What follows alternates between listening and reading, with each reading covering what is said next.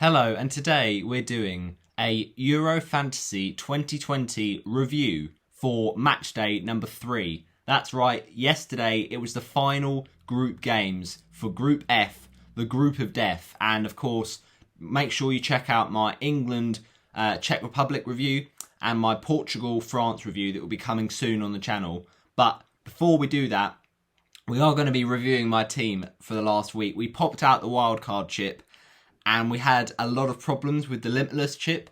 And basically, the way to say it is, we peaked at game week 1, and that Lukaku captaincy was just as good as we're going to get. Matchday 1, lovely stuff, 70 points. Matchday 2, 75 points. Matchday 2, it looked like we were going to get the opposite, 57, but we ended up on 59 points, thanks to absolute bottle job, that is it Jordi Alba? Yeah. That didn't get a clean sheet against Poland. Cheers for that, mate.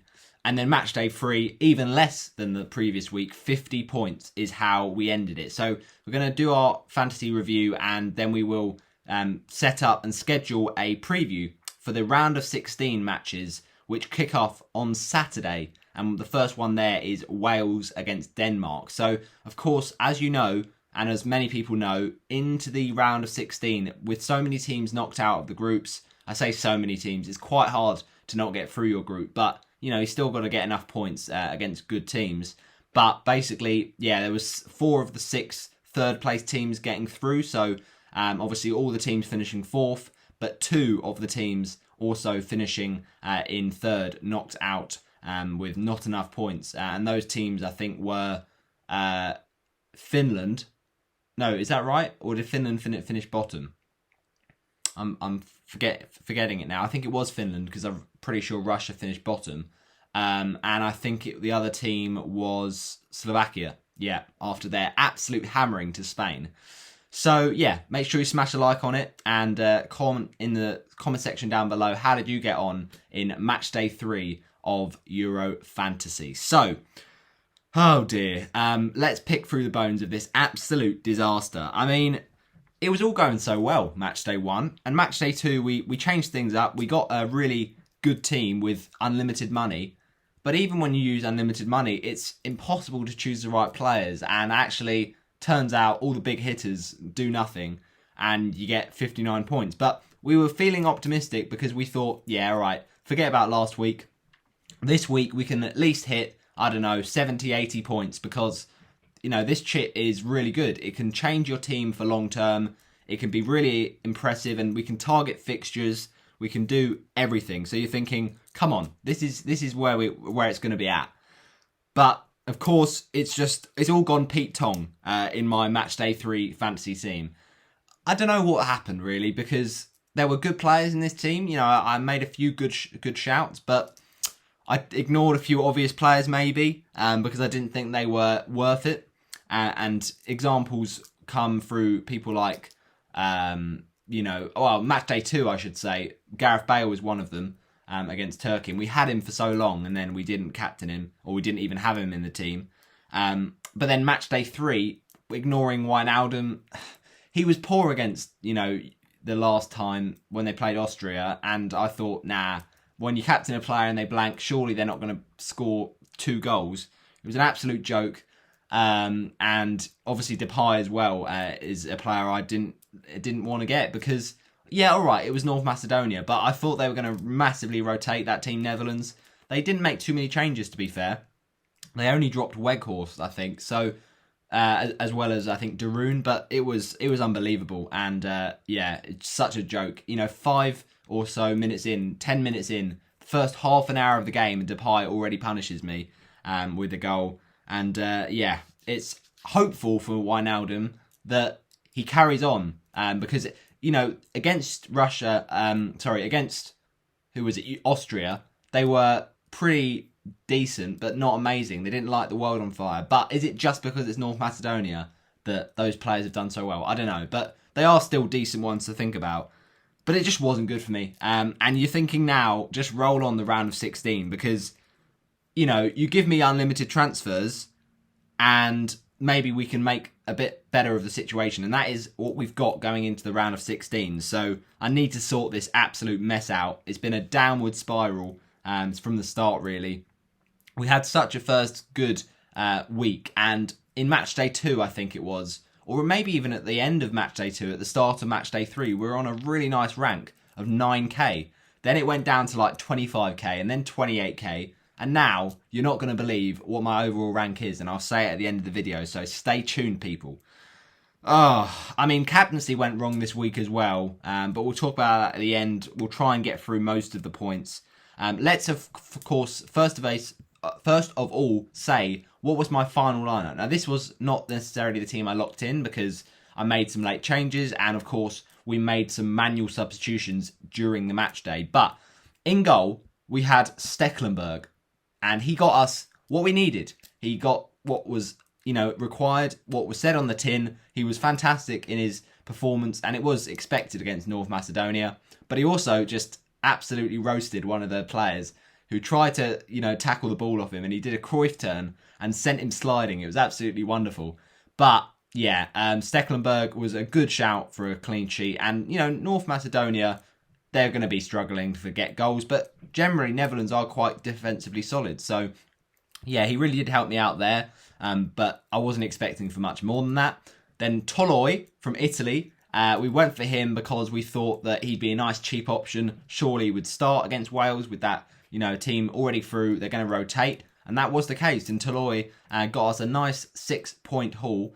To be fair, I have to be honest, I think I had another Italy midfielder. I think I had, was it Domenico Berardi or might have been Locatelli? But either way, they weren't playing. And we had to make a change there late on in the match day. We brought in the man that I'll just discuss in a bit, who did nothing, but at least he played. And it's really nice to see that Italy clean sheet. They are so, so good. I really did underestimate them from the start of the tournament, how amazing their defence is. I thought Bonucci and Chiellini, yeah, they're good, but they're ageing and they'll struggle to keep clean sheets. I did think that Donnarumma would be up there for the Golden Glove, but I didn't think that they'd be keeping this many clean sheets and looking so, so confident in their games. I mean, you can say maybe they haven't been tested yet with their group, but they will be tested, of course, if they can get to the quarterfinals, because they'll play one of Portugal or Belgium or someone like that. So it's very, very interesting, but it's very good to see the defenders do what they need to do, and that is get the clean sheet. So two defenders out of, or two defensive players out of the way. Then we move on to Germany. Oh, Germany, what are you doing? Absolute mess. You play Hungary, you think surely you got to sub on all the Germany players, but no. Hungary go and pull a blinder and get a 2-2 draw, which is a nightmare for a defensive point of view. Of course, unless attack and return comes in. But unlike the Portugal game, Gosens was nowhere to be seen. And I was watching the Portugal game, of course, against France, but they had the kind of live updates of the Hungary game, and I just saw that goal for equalising Germany, and I saw that it was knocked on by a defender, and then Havertz got the goal. I was praying that that header was from Rudiger, but of course it wasn't. It was Mats Hummels. So, yeah, not good at all. 1 point each for Gosens and Rudiger. I mean, it's Hungary. You've got to target the fixture, but that is an absolute joke from them. I mean, against France, they were poor, I thought. Against Portugal, they were fantastic. And then again, against Hungary, they were really, really poor. So, for fantasy points, it's a bit of a gamble with Germany, but they are still very decent. But it's a joke, really, isn't it? Because we're going to talk about it in a bit. The players who are currently on my bench, because we manually brought them out, they just got better. And to be honest, it's not good, because it turned out, I don't know how this happened, but dearie me. So in terms of the points for Rudiger and Gosens, one of the defenders on my bench, who we subbed out because he wasn't playing, he actually ended up getting more than Rudiger and Gosens combined. Brilliant. Anyway, let's move on to slightly better things. At least we had some mixed success in the midfield, but it was a bit frustrating with captaincy. And the first thing to say, Xherdan Shaqiri, we put him in against Turkey. You had to target the fixture. What a great shout. 13 points. Two absolute stunners. The first one, straight into the top bins. Just took one touch and just bent it. beautiful stuff. And then the second one, that is a great finish on the flash, on the half volley, and straight into the roof of the net. Fantastic performance from Xherdan Shaqiri, who I think is a very underrated player. And Switzerland fans will be, thinking, well, it's a shame they've got Italy in the next round because actually, is it Italy? No, sorry, France. Because, he could get them there on his own. He's that good. But it was a great buy from me. So I was buzzing with that one. Anyone that didn't have Shaqiri in their teams, rest in peace. That will be a hard one to get over. But we were loving that. The main thing is, though, we didn't captain him. All right? It was Turkey. Why didn't we just think Turkey are the worst defence in the Euros right now? I don't know. I just didn't have faith in Switzerland getting loads of goals. And you sometimes do this thing in fantasy football where you back the team with more accolade, with the stronger players. And that's why I went with Italy with the captaincy. But it was a nightmare. It was an absolute nightmare because unlike Shaqiri with his 13 points, where we could have got 26, we captained Chiesa with 3. Brilliant. I mean, I just was so frustrated in that game because there was chances for Italy. It was just a bit of a, professional performance. Wales actually defended really well, but, they had a rotated team. I thought Chiesa would be the man. And of course, once again, Italy just find ways to win. And it's a nice goal, to be fair, from Pessina. But, it's a bit of a nightmare, really. Chiesa gets a clean sheet, but it's not enough. Just 3 points from him. And on to 6 for the captaincy, which is a score on a captain we've kind of got used to recently. But, it's not ideal, really. So it was originally on Chiesa that Friday night. But then who did it actually end up being on by the end of the match day? By the end of the, game week? Well, my friends, we've gone and done it. We've managed to get less points on the captain from a blank. So Serge Gnabry plays Hungary and we captains him. And we get 2 points from him because he doesn't get the midfielder clean sheet. And he does nothing. I mean, you just can't write this kind of stuff. He's a streaky player, Serge Gnabry, but it was Hungary. We had to go for it. Mainly because our rest of our midfield were pretty poor as well. So we had Eden Hazard, 3 points. Thank goodness we didn't captain him. I was going to be very tempted to because he was differential. Then we had, of course, Kevin De Bruyne. And he was a bit more, fancy for points. But with Hazard, he had pens over De Bruyne, so it's a tough choice. We went with KDB, though. Sometimes obvious gets the points, and everyone captained him, but it was only an assist. At least there's a return there, so we'll take that. I'm pretty satisfied in the fact that I've got so many blanks, but all in all, not happy because it could have been a lot more against Finland. He actually had an assist ruled out from VAR, but then he did it again, once again for Lukaku. So, yeah, that's good, but we didn't, want to settle on that because we thought Serge Gnabry would get at least 2 attacking returns against leaky Hungary. But I guess maybe we should have seen that France game and thought it could replicate itself. I just thought that was a really off day for France. The temperatures in Budapest were really, really high that day. I just thought France would be an upset, be a blip, and that Germany would bring their A game, but they really didn't. And not just a nightmare for the defenders, getting 1 point each, but also for Gnabry, just 2 points. So 4 points on captaincy, not good at all. And De Bruyne was on 12, but of course we took it off because the fixture was better. The points ceiling that we could have got would have been a lot higher. So it's so frustrating. All in all, for captaincy, it should have been Big Shaq. It should have been Shaqiri, who is such an underrated player, but yeah, we just didn't target the fixture. We didn't think that Shaqiri would be capable of that because he hadn't done it that much and before then. So it's not good, really, but it's better than our defence, that midfield. Then up front, we also had a lot of problems. And basically, we started with 3 strikers because we thought they'd all deliver. We had Daniel Marlon, and of course, we sell him at the last minute because we thought he wouldn't play. So we bring in instead Gerard Moreno. Good shout because, of course, he got a return. He got an assist against Slovakia. But when you score 5 goals against the team, you want to get more than 5 points. But it's at least a return. We can't complain too much. But the other 2 forwards just wasting my time. Like, what are you doing? Yaremchuk, he was in great form before this match. And then he just does nothing. And Ukraine whimper to a 1-0 loss. They still go through, though. And they play Sweden in the round of 16, I should say.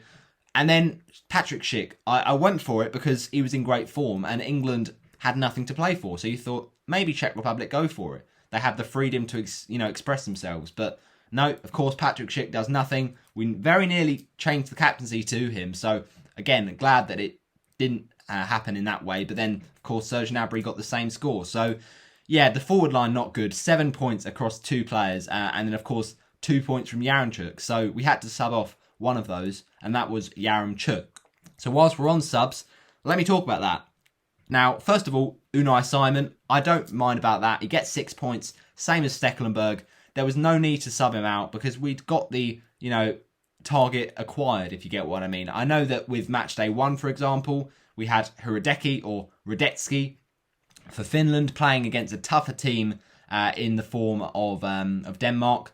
But obviously, saving the penalty and the very unprecedented situation around that game, Finland get the win, much to a lot of people's surprise. You couldn't have called that one, but maybe we should have done it because he was still yet to play. But with this match day, we stuck to our guns and we did it the same thing, where a player who plays in goal before the other player, we just take the clean sheet. And it worked this time because Seaman didn't outscore him and Stekelenburg got just as many on 6. But if we'd have subbed out Stekelenburg, then that of course takes away 6 points before Seaman plays. So it just makes no sense at all.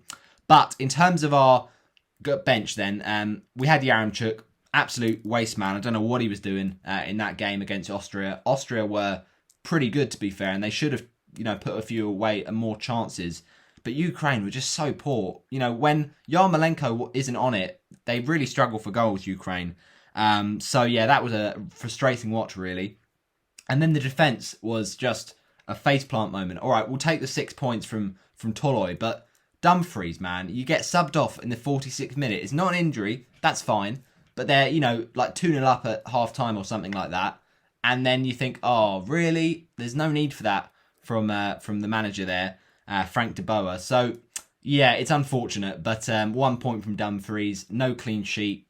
He comes off, but then, of course, Rudiger and Gosens do the same thing on the final match day, and, of course, by then, you can't sub him off. So, yeah, really frustrating with a player like Dumfries who, would have got the clean sheet if he'd stayed on, and, of course, he's got great attacking potential. So, it is a shame. But talking of attacking potential, we had a guy on the bench when I saw the lineups at 5 o'clock on Wednesday.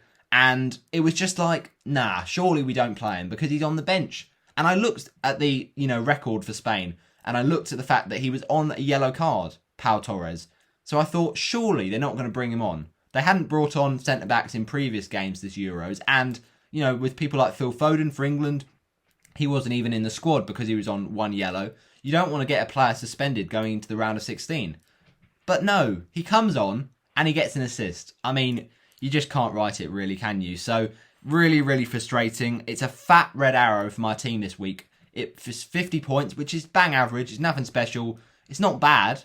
It's a decent return, but all in all, it is a bit of a nightmare. And we should be doing it a lot better. And I was seriously considering getting Ronaldo this final gap match week because although the France fixture was tough, Ronaldo scores against anyone. And, of course, we don't bring him in. We don't captain him. And, yeah, it would have been amazing if we'd have done that, of course, with those 2 penalty goals. And I had KDB captain. That was the frustrating thing. But we switched to a Germany man. We switched to Serge Gnabry. And that is painful. That really, really is. So, at the end of the day, we've just got to take it on the chin this week. And to reveal, I'm currently on a rank of 87,585. I know that seems hard to believe considering we were on 9k not so long ago. But we have really fell like a stone at this point. So, yeah, subbing out Pau Torres was not a good plan. And subbing in Serge Gnabry for the captaincy was also not a good plan. But we've just got to bounce back in round of 16. It's as simple as that. It's just not nice to see that red arrow. I think it's now 2 red arrows in a row after Matchday 2's slightly disappointing score. So we're on 184 points overall. And that means that we're only top in just 2 of our many mini leagues. So that's really disappointing to see that, general decline for my team right now. But it is what it is. We had to target the fixtures. It didn't work. And for this team, Control-Alt-Delete is the team name. And it was a bit of a week to delete in that respect. So we just got to try and do better next week, and let's see if we can do just that. Control-Alt-Delete. It's not a good week, but we never give up. We never give up the fight. So I hope you have enjoyed my fantasy review for Euro 2020 Matchday 3. And make sure you, of course, share it with your friends. Smash a like on it, and I shall see you for the next fantasy preview for the round of 16. See you later, people. Adios.